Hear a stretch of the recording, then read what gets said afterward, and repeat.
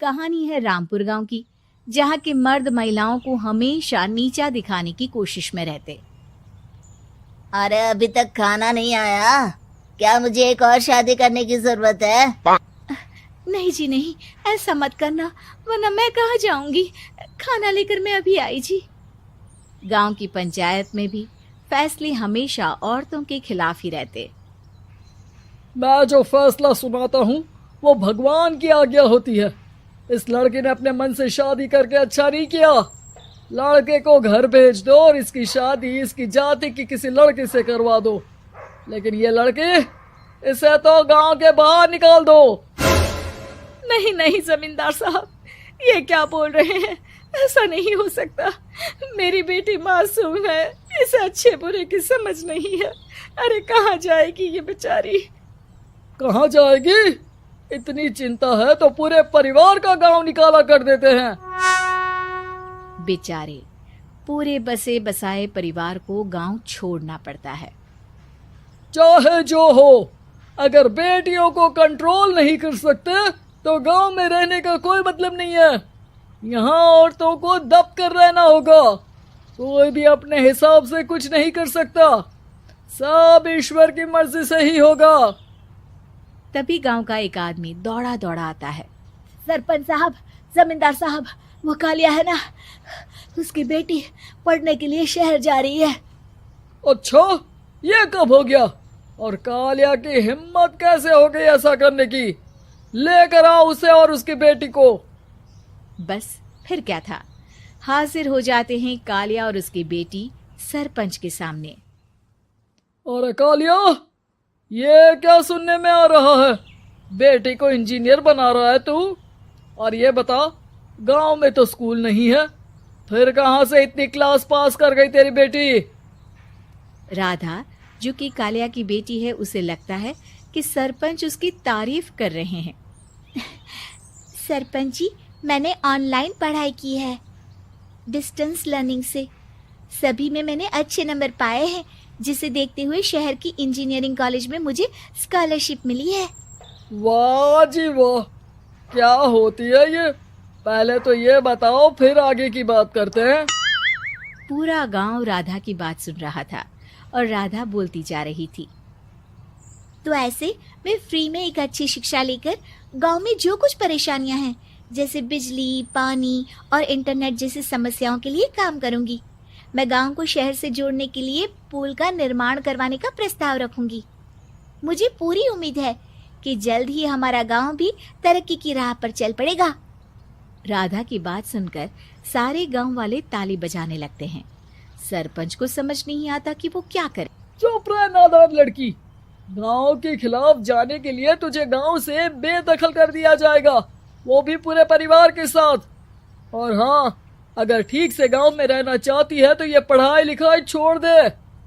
हम तेरे लिए गांव का कोई होनहार लड़का देखेंगे। तभी गांव का एक आदमी बोल पड़ता है। अरे नहीं नहीं सरपंच जी, राधा बिटिया जो बता रही है, अगर वैसा हो जाए तो हम लोगों को पैसा कमाने के लिए बाहर नहीं जाना पड़ेगा। हाँ जी, और ना ही कोसों दूर पानी के लिए भटकना पड़ेगा। हमारे बच्चे भी अच्छी पढ़ाई कर सकेंगे और आगे बढ़ेंगे, ना कि हमारी तरह खेती करते बैठेंगे। क्यों गांव वालों, राधा बिटिया का साथ देना चाहिए ना। सरपंच देखता है कि गांव राधा के साथ है तो वो चुप हो जाता है। वो घर आकर अपने सलाहकार से बात करता है, जो बहुत ही चालाक किस्म का इंसान होता है। अरे सरपंच साहब, आपको बहुत ही होशियारी से काम लेना पड़ेगा। एक बार गांव तरक्की कर गया, यहाँ के बालक पढ़ लिए तो कोई ना पूछेगा आपको। और फिर ये जो बेटा और बेटी है ना आपके, इनको भी आम लोगों की तरह ही जीवन जीना होगा। हाँ, लेकिन करे तो क्या करे? वो ना आप मुझ पर छोड़ दीजिए, बस मैं जैसा बोलूं करते जाइए।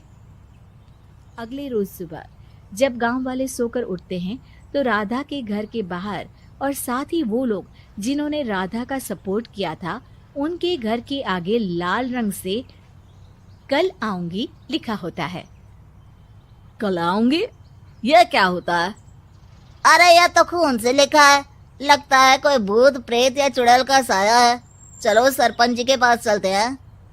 सभी सरपंच के पास जाकर उसे सारी बात बताते हैं। अरे ये तो बड़ी मुश्किल की बात है। चलो मैं एक बाबा को जानता हूँ, उन्हें बुला लेता हूँ। सरपंच बाबा को लेकर गांव के घर के बाहर जाता है। ओहो, तो ये वो चुड़ैल है जो उन लोगों को निशाना बनाते हैं जो गांव को बदलने का सपना देखते हैं। वो गांव को ऐसे ही संपन्न देखना चाहती है, वो नहीं चाहती कि कोई बाहरी यहाँ का कायाकल्प करे। क्या तुम लोगों में से किसी ने गांव को बदलने की सोच रखी है? तभी राधा की माँ रोते रोते आती है। मेरी राधा घर से गायब हो गई है। अरे कोई तो बचाओ, मेरी बच्ची कहाँ गई?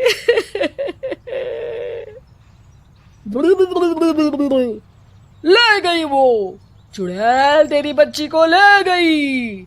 अब वो उसे श्रापित करके छोड़ेगी, उस पर चुड़ैल का साया हो जाएगा। तभी बुरी सी हालत में राधा भी वहां आ जाती है। उसके बाल चुड़ैल की तरह फैले होते हैं और कपड़ों में खून लगा होता है।